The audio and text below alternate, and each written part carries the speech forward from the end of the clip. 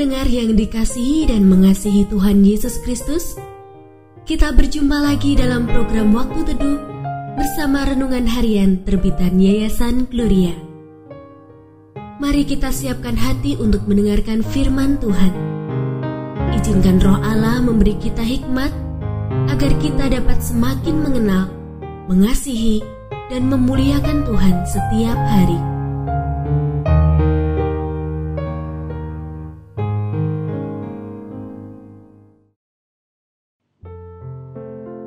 Bagian firman Tuhan yang akan kita baca hari ini adalah dari 2 Samuel pasal 9. Saya akan membacakan sebagian daripadanya.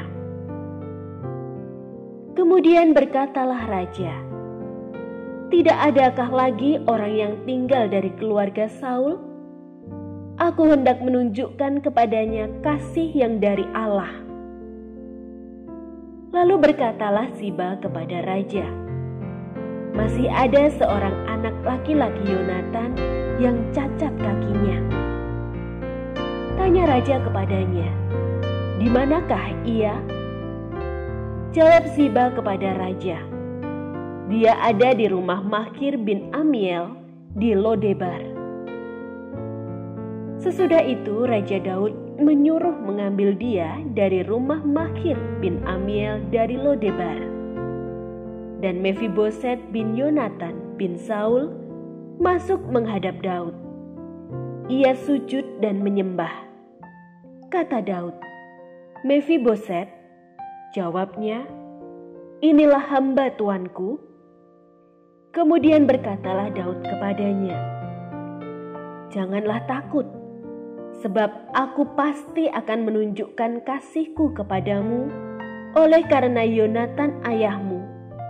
Aku akan mengembalikan kepadamu segala ladang Saul, nenekmu, dan engkau akan tetap makan sehidangan dengan aku." Pendengar yang mengasihi Tuhan, ayat yang kita renungkan secara khusus hari ini adalah dari 2 Samuel pasal 9 ayat 7. "Janganlah takut, sebab aku pasti akan menunjukkan kasihku kepadamu oleh karena Yonatan ayahmu."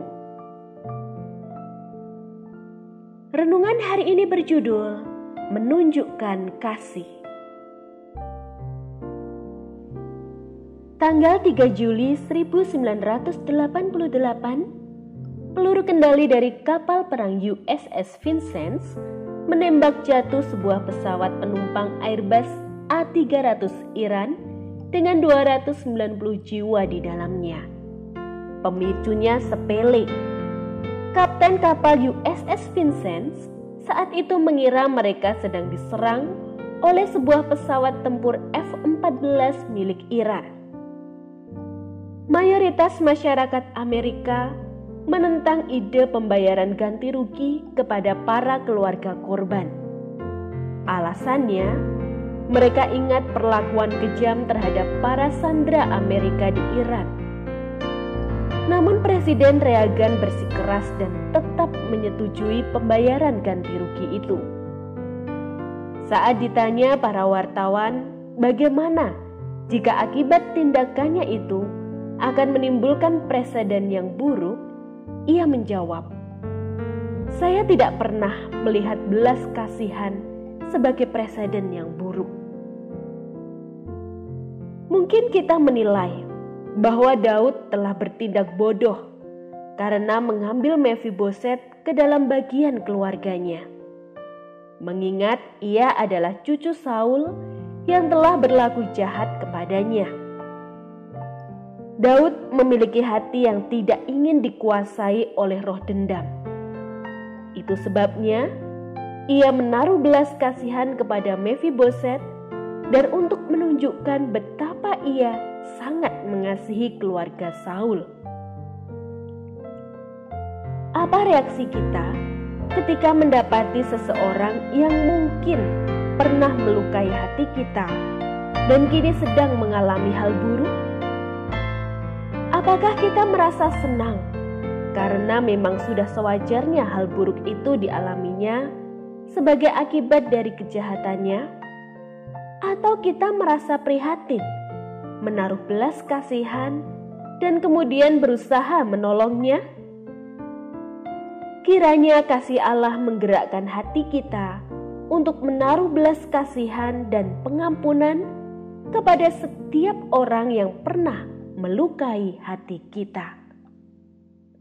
Setiap orang yang menerima kasih Allah tidak menaruh dendam kepada orang-orang yang melukainya. Pendengar yang mengasihi Tuhan, apakah Anda diberkati melalui renungan harian? Jadilah berkat dengan mendukung pelayanan kami. Dukungan Anda dapat disampaikan melalui rekening Bank BCA nomor 4565008880